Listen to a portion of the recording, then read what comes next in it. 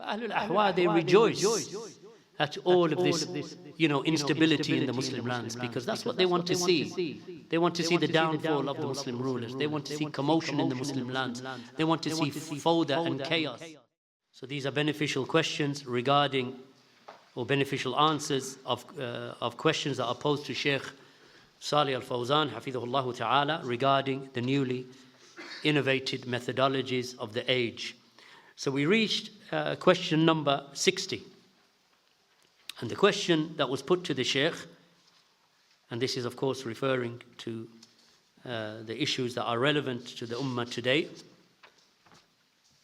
and they are relevant today as they were when he first answered or compiled this work, Jamal al-Harithi, when he compiled this work in, I think, about 1995. So the question that he was asked, Sheikh al-Allama Salih bin Fawzan bin Abdullah al-Fawzan, he said, what is the Sharia method of giving advice to the rulers, to the wulatul umur, to the Muslim rulers, those in charge of the affairs? So he answered by saying, he said, giving advice to the rulers is done in various ways, and from them is to make dua for them, for their rectification and for their steadfastness. And that is because it is from the sunnah to make dua for the rulers of the Muslims, and especially making dua for them in those times when Allah subhanahu wa ta'ala accepts the dua. And of course that means the last third of the night, for example, when it is raining, for example, when you're upon a journey, for example. And likewise in those places which Allah subhanahu wa ta'ala has mentioned that the dua is accepted in those places. And that would be, of course, when a person makes dua, for example, Arafah, for example, making dua in the masajid, the haramain, and other than that, for in the haram in Mecca, where there are certain places and locations, or that you are in a certain state and location where the dua is more likely to be accepted. And likewise in those places like sajda, for example, that is a place where dua is more likely to be accepted, and so on. Na'am. And from this, my brothers and sisters, he mentions, meaning this is Jamal al-Harithi in his footnote, he mentions something in that regard to prove that point, making dua for the rulers. So he mentioned the statement of Al-Imam Abu Muhammad al-Hasan bin Ali al-Barbahari in his book Sharh al-Sunnah.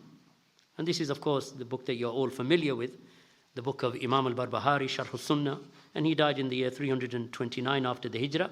He said that if you see a man making dua against the ruler, then know that he is a person of hawa, of desires.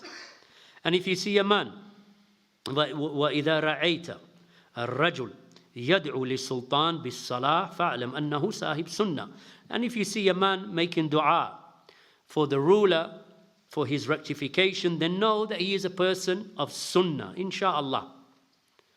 So this is authentic. Of course, this is mentioned by Imam al-Barbahari, and of course Sharh al-Sunnah is authentic upon this Imam. So Imam al-Barbahari rahimahullah clearly states that if you see a man making dua, just dua, never mind speaking, just making dua against the Muslim ruler, then know that he is a person of desires.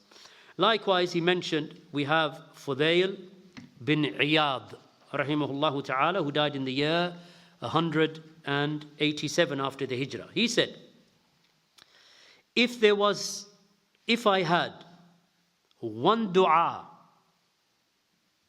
that I knew was going to be accepted, I would not make it except for the ruler.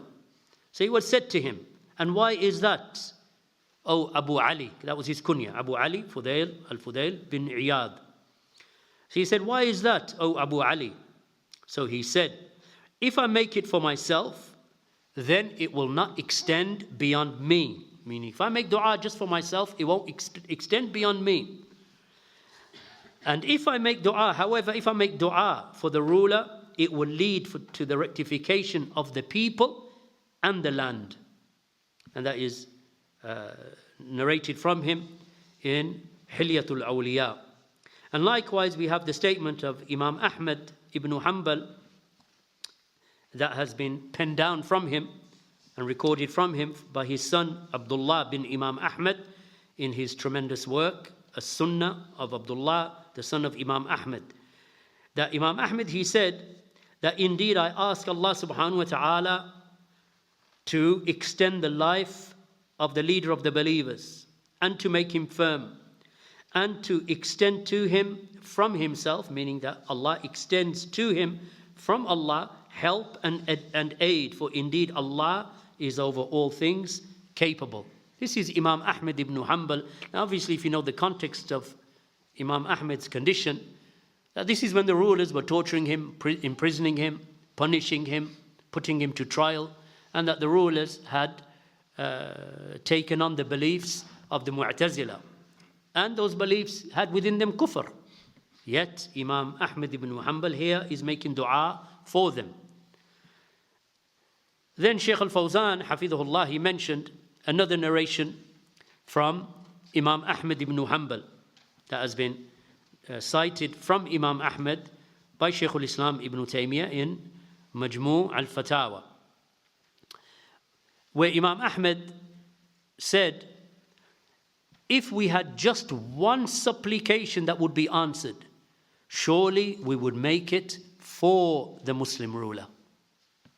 And it is important that we understand that we are making dua for them and not against them. And this was the way of the Salaf. And you've heard, and of course you could possibly fill several pages with just these supplications of the early Salaf for the rulers, even though the rulers were, in many cases, that they were tyrannical and oppressive, and that they made the lives of the people very hard. And you can see, even from the biography of Abdul Ghani al-Maqdisi, rahimahullah ta'ala, that even he was expelled from Damascus. Why? Because he was propagating the belief of the Salaf with regard to the names and attributes of Allah subhanahu wa ta'ala, in opposition to the Mu'tazila and the Jahmiyyah, the deniers of the Hadith, in opposition to Ahlul Kalam, the Mutakallimun, the people of Kalam theology, and against the Asha'ira and the Maturidiyya. So he speaks out against them. So all of these people of bid'ah, because they have influence with the ruler and they are sitting in the royal court of the ruler, that they incite the ruler against the scholars. Yet these scholars, these very same scholars, are making dua for the rulers.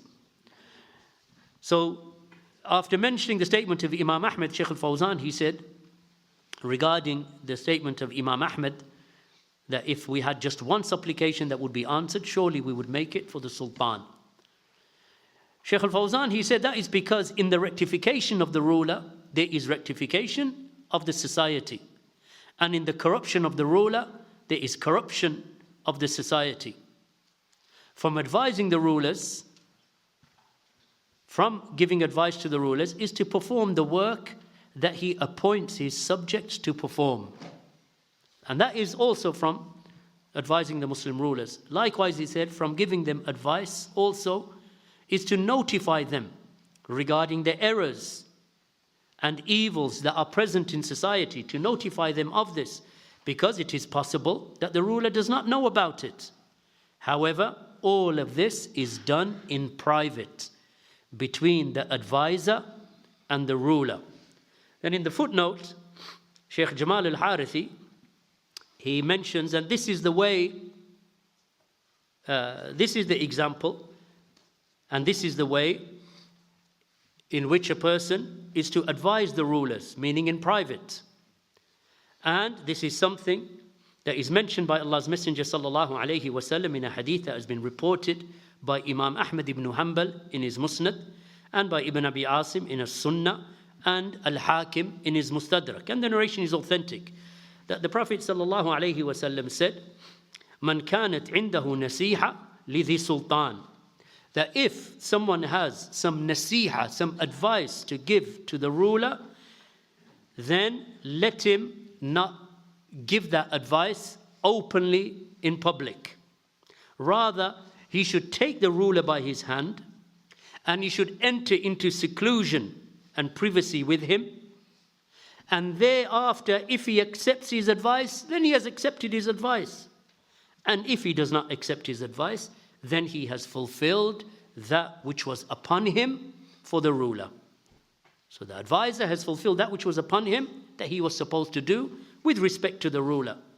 So this is the Prophet ﷺ. So now we have, the position of the scholars, we have the position of the early Salaf, we have the position of Imam al-Barbahari, we have the position and the statement of Fudayl ibn Iyad, we have the position of Abdullah bin Imam Ahmad, who narrates from his father, and Imam Ahmad himself directly, as Shaykh al-Islam has mentioned from him. All of this foundation based upon what the Prophet ﷺ said, that if anyone has some advice to give to the ruler, meaning that he wants to rectify him, he wants to advise him, wants to tell him the mistakes that he's making so he can rectify him, then the Prophet ﷺ said he is not to do it publicly. He is not to do it publicly. If you look at the world today, you'd think the opposite was the truth, wouldn't you? In fact, if you say to the people, listen, you're not supposed to be doing that publicly, they think you're mad. They think there's something wrong with you. Where in reality, the opposite is true. The bid'ah they have taken as sunnah, and the sunnah they have taken as bid'ah. This is the reality of the world today. That's why if you were to go out and speak to, most of the ummah today, and you say to them, listen, this speaking out against the rulers is not good. This publicly maligning the rulers is not good. Then they would look at you as if there's something wrong with your understanding of the religion, whereas reality, the misunderstanding and the deviation is from them. Anyway, going back to Shaykh al-Fawzan, he said, from giving them advice, and he said, it is not sincere advice. It is not considered a sincere advice if it is done publicly, in front of the people, or from the pulpits, from the manabir, from the pulpits on Jum'ah, because that path leads to the rise of evil and incitement to evil. It leads to enmity between the ruler and his subjects. So it is not from sincere advice that a person speaks publicly about the errors of the rulers from the pulpit, or while sitting on a chair in front of the people. This serves no benefit. It only leads to increase in evil. Then again in the footnote, Shaykh Jamal al-Harithi, he mentions that making this advice publicly, and I'm basically paraphrasing him, making this a public advice has many harms. Firstly, from those harms is that the one who is giving advice, that it is riyah that he's doing. He's showing off in front of the people. And it has something in it of showing off, riyah, and hubbu dhuhur, a love of fame and being noticed. It has within it that, and wishing to be known. So a lot of the time when you find these people speaking against the rulers, they want to show the people, look, we're brave. And we have courage. We're speaking against rulers, except that you're speaking against the rulers 4,000 miles away. So, that's easy. The Prophet ﷺ mentioned about an individual who is considered as a martyr in the sight of Allah subhanahu wa ta'ala is the one who speaks a word of truth. Because the Prophet ﷺ said, the Sayyidu Shuhada Yawm al-Qiyamah, that the chief of all of the martyrs on the day of resurrection is Hamza bin Abdul Muttalib, the uncle of the Prophet ﷺ radiyallahu anhu. And he mentioned likewise is the one who stood in front of the ruler and he spoke a word of truth that angered the tyrannical ruler to the extent that the ruler kills him because of it. So he executes him. So he is a martyr Yawm al-Qiyamah in the Sultan, meaning that he stands in the presence of the ruler and he speaks a word of truth that angers the ruler to such a degree that the ruler kills him. So he's considered in the sight of Allah subhanahu wa ta'ala a martyr. So this type of standing in front of the ruler and speaking a word of truth right in front of his face, yes, that is something that requires wisdom and knowledge, experience, and words that you're going to use that are going to bring him to leave the falsehood that he's upon or the evil that he's upon, even if that leads to your own death or to your own imprisonment. That's what happened with Imam Ahmad ibn Hanbal, Ibn Taymiyyah, Al-Hafiz Abdul Ghani al-Maqdisi. Look how many scholars this has happened to, that they speak a word of truth in front of the ruler, for which, and the word of truth that they speak is because they see something of error from the ruler. So then he continues to say, it is not sincere advice to that a person speaks publicly about the errors of the rulers. So one of the harms of publicly, or from those affairs of publicly rebuking the rulers or advising them in public. Secondly, we mentioned the first one, which is riyā, that there is in it something of riyā and love of fame, wishing to be known, wishing to be seen as brave, that I can speak about the rulers. Secondly, public advice is unlikely to be accepted by the ruler because he sees it as disgracing him and not as advice. So if you publicly speak about him, how is he going to accept that from you? He's going to think you're trying to put me down in public, in front of my subjects, in front of my nation. You're going to put me down. So not only is he not going to accept your advice, he may even make things hard for the Muslims. Thirdly, it leads to incitement of the people against the rulers. Then they will neither hear nor obey them, even in that which is good for them and good for the land. So that is from the manhaj of the Khawarij. They are the ones who incite the people. They are the ones who publicly rebuke the rulers and incite the people. And from the sects of the Khawarij is a sect known as the Qa'diyah, and they are the inciters. So they themselves will stand behind a microphone or, from the pulpits, and they will incite the people against the rulers. So Ibn Hajar and others from the Salaf and Ibn Taymiyyah and others and our scholars of this time, that they mention that these are a sect of the Khawarij or a faction of the Khawarij known as the Qa'diyah, meaning that they are the ones who are sitting down, right? And they are inciting the people. So they are the inciters.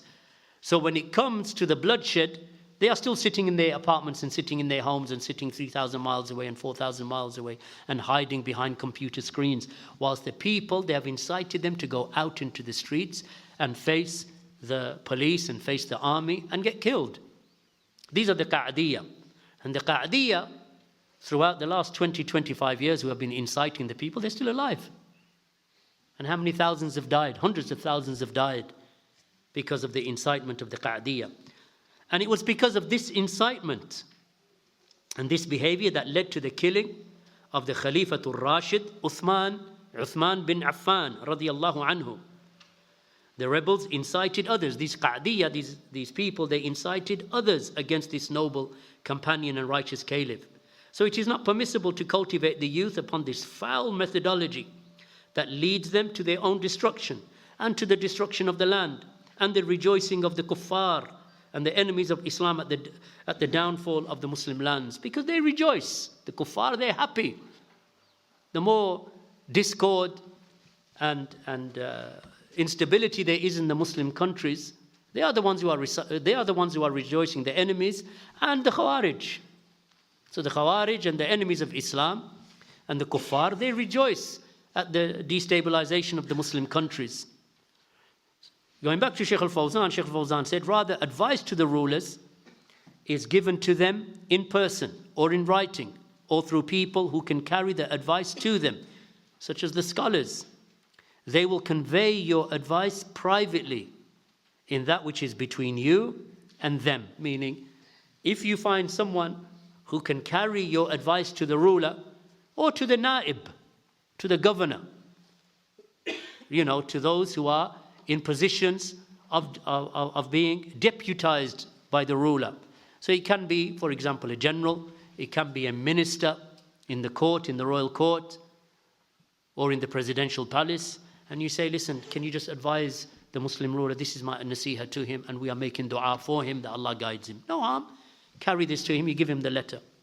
Then he said, it is not considered as advice that we write the advice and then circulate it amongst the people or to every person who asks so that they may have a copy.